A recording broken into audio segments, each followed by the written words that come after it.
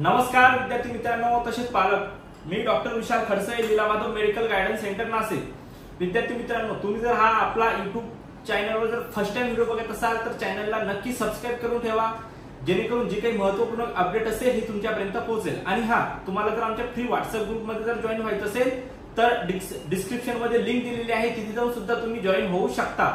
तसंच जर तुम्हाला आमच्या पेड काउन्सिलिंग मध्ये पार्टिसिपेट जर व्हायचं असेल ऑनलाईन पद्धतीने, कारण ऑफलाईन पद्धतीचे सर्व आमचे जे काही रजिस्ट्रेशन आहेत हे फुल झालेले आहेत। ओके, ज्या विद्यार्थ्यांना ऑनलाईन पद्धतीने जर काउन्सिलिंग करायचे असेल ते सुद्धा खालील नंबरवर जाऊन कॉन्टॅक्ट करून तुम्ही ऑनलाईन पद्धतीने तुमचं रजिस्ट्रेशन हे शीट तुमचं बुक करून पेड काउन्सिलिंगला सुरुवात करू शकता, ज्यामध्ये सुरुवातीपासून तुमचं ऍडमिशन होण्यापर्यंत जी काही प्रवेश प्रक्रिया आहे ही सर्व हे आम्हीच करणार आहोत ऑनलाईन पद्धतीने। ओके, आता महत्त्वाचा मुद्दा आपण बघूया। थंबनेलवर तुम्ही बघितलंच असेल, एमबीबीएस आणि BA-MS फर्स्ट राऊंडचा कट ऑफ हाय का जात असतो, बरोबर आहे।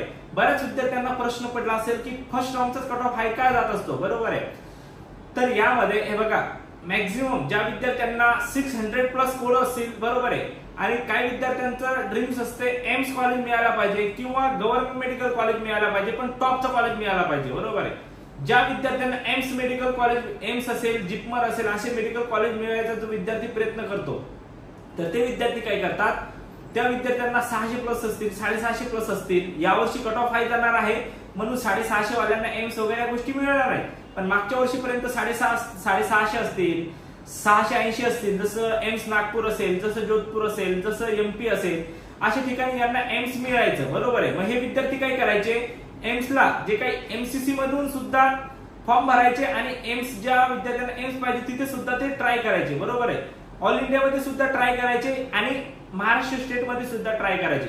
मग फर्स्ट राऊंडला त्यांना काय, फर्स्ट राऊंडला तिथला कट ऑफ हाय जात होता, पण त्यामुळे MCC चा जर कट ऑफ हाय जात असेल फर्स्ट राऊंडचा, तर स्टेट मध्ये त्यांना फर्स्ट राऊंडला 600+ असल्यावर विद्यार्थ्यांना 650 असलेल्या विद्यार्थ्यांना गव्हर्नमेंट मेडिकल कॉलेज हे मिळायचं MBBSचं, बरोबर आहे, फर्स्ट राऊंडला।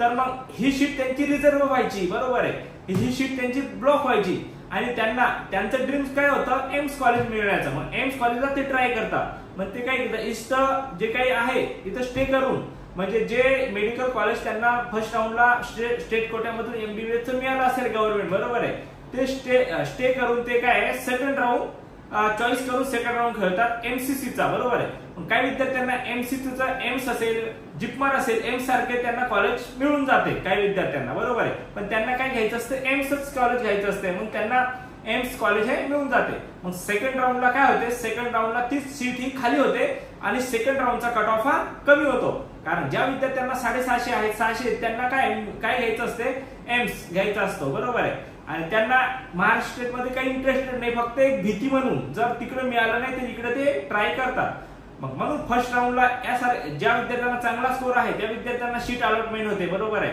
आणि ज्या विद्यार्थ्यांना सेकंड राऊंडला कॉलेज महाराष्ट्रात मिळायचं त्या विद्यार्थ्यांना हे मिळत नाही, त्याच्यामुळे काय कट ऑफ हाय जात असतो बऱ्याच विद्यार्थ्यांना। आता मॅक्झिमम विद्यार्थ्यांना, ज्या विद्यार्थ्यांना गव्हर्नमेंट मेडिकलच कॉलेज घ्यायचे, बरोबर आहे, ज्या विद्यार्थ्यांचा चांगला स्कोर आहे, ज्या विद्यार्थ्यांना गव्हर्नमेंट मेडिकल कॉलेज घ्यायचं चांगला स्कोर वाल्यांना, आणि एखाद्या विद्यार्थ्यांचा थोडा स्कोर कमी आहे पण त्यांना सेमी गव्हर्नमेंट सुद्धा MBBS मेडिकल कॉलेज चालेल, बरोबर आहे। मग त्या विद्यार्थ्यांचं कसं होतंय, तर आता बघा, त्यांना फर्स्ट राऊंडला सेमी गव्हर्नमेंट, आता फॉर एक्झाम्पल 500 550 मागच्या वर्षीपर्यंत सेमीला सुद्धा एकदम इजी 500 असेल तरी मिळून जायचं, बरोबर आहे। तर 500 असेल तर मॅक्झिमम फर्स्ट राऊंडला विद्यार्थ्यांना सेमी सुद्धा मिळत नाही। का मिळत नाही, की त्यामागे कारण काय आहे, ज्या विद्यार्थ्यांना गव्हर्नमेंट कॉलेज घ्यायचं आहे MBBSचं, बरोबर आहे, तर ते विद्यार्थी काय करतात की आपलं जे काही सेमी गव्हर्नमेंट आहे ते सेमी गव्हर्नमेंटला सुद्धा ट्राय करतात। ऍटलीस्ट त्यांना ते सेमी गव्हर्नमेंट नको असते, फक्त त्यांना गव्हर्नमेंट घ्यायचं असते, ऍटलीस्ट फक्त प्रोसिजर करतात आणि फर्स्ट राऊंडला अलॉटमेंट झाल्यानंतर फक्त स्टे करतात कॉलेज ते करून सेकंड बेटरमेंटला सेकंड राऊंडला जातात। मग सेकंड राऊंडला त्या विद्यार्थ्यांना गव्हर्नमेंट मेडिकल कॉलेज मिळते, बरोबर आहे।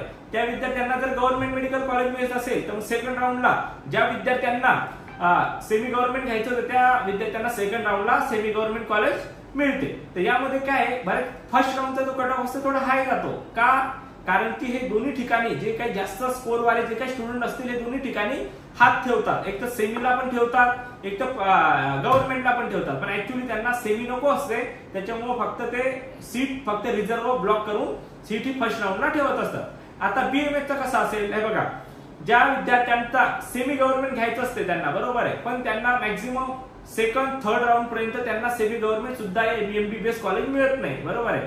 नंतर मोपअप 1 मोपअप 2 असे राऊंड होतात.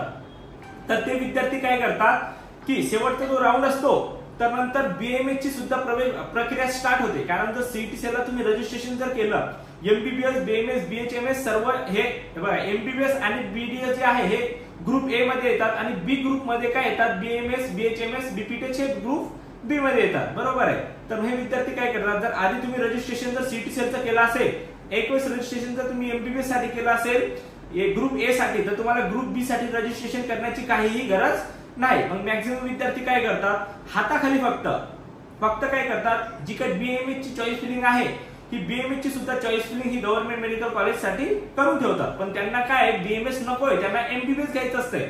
मग एमबीबीएस साठी काय पर्याय करतात ते, मग त्यांना काय शेवटच्या राऊंडला त्यांना एमबीबीएस कॉलेज हे शेवटी त्यांना मोपअप 1 मोपअप 2 किंवा स्टे वॅकन्सी राऊंडला त्यांना एमबीबीएस कॉलेज मिळून जाते फक्त त्यांना. आणि जेव्हा मेरिट लिस्टची बीएमएस कॉलेज साठी फर्स्ट मेरिट लिस्टची अलॉटमेंट होत असते तेव्हा त्यांना बीएमएस हे गव्हर्नमेंट कॉलेज सुद्धा मिळते.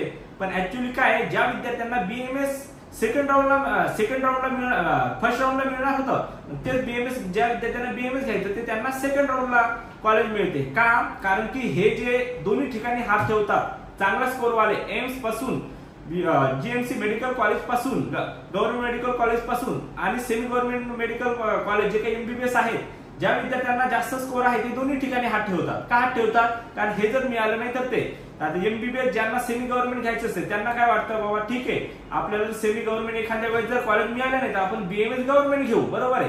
पण ऍक्च्युअली मॅक्झिमम विद्यार्थ्यांना बीएमएस घ्यायचंच नाही राहत. ते काय करतात, फक्त ऍटलीस्ट प्रोसेस करतात. एखाद्या वेळेस त्यांचा माइंड जर चेंज झाला तर इकडे बीएमएस ला जरी प्रोसेस केली चांगल्या स्कोरवाल्या विद्यार्थ्यांना, पण मग त्यांचा काय कट ऑफ हाय जातो, कारण की ते फर्स्ट राऊंडला ते शीट ही ब्लॉक करून ठेवतात. मग सेकंड राऊंडला कट ऑफ का कमी जातो, कारण त्यांना ती सीट ते सोडतात आणि त्यांना एमबीबीएस ला हे सेमी गव्हर्नमेंट स्टे वॅकन्सी असेल किंवा मोपअप 1 ला या त्यांना त्या राऊंडला कॉलेज मिळते. मग त्या सेकंड राऊंडचा जो असतो कट ऑफ हा कमी होत असतो, फर्स्ट राऊंडला हाय जातो.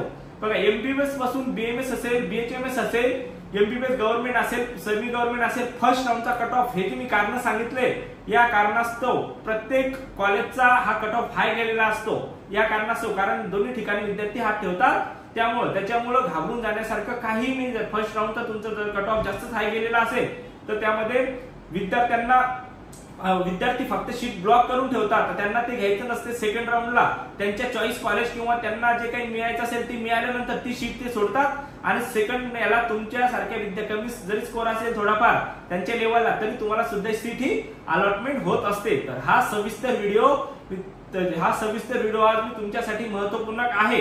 हा जर व्हिडिओ तुम्हाला आवडला असेल तर तुमच्या गरजू मित्रांपर्यंत नक्की शेअर करा, जेणेकरून त्यांना या व्हिडिओचा नक्की फायदा होईल. आणि आतापर्यंत जर तुम्ही चॅनलला सबस्क्राईब करून ठेवलं नसेल तर चॅनलला सबस्क्राईब करून ठेवा, जेणेकरून जी आपण महत्त्वाची अपडेट टाकतो ती तुमच्यापर्यंत पोहोचते. आणि ज्या विद्यार्थ्यांना 164 मार्क्स असतील, ओपन असेल किंवा बाहेर राज्यामध्ये जर जायचं असेल, एससी एसटी ओबीसी जरी असेल, मिनिमम क्वालिफाय ओपनचा क्रायटेरिया जर असेल त्याला, आणि बाहेर राज्यामध्ये एमपी असेल, कर्नाटक असेल किंवा पंजाब कमीत कमी पॅकेजमध्ये ऍडमिशन घ्यायचं असेल, ते आपण ऍडमिशन डायरेक्ट करतो.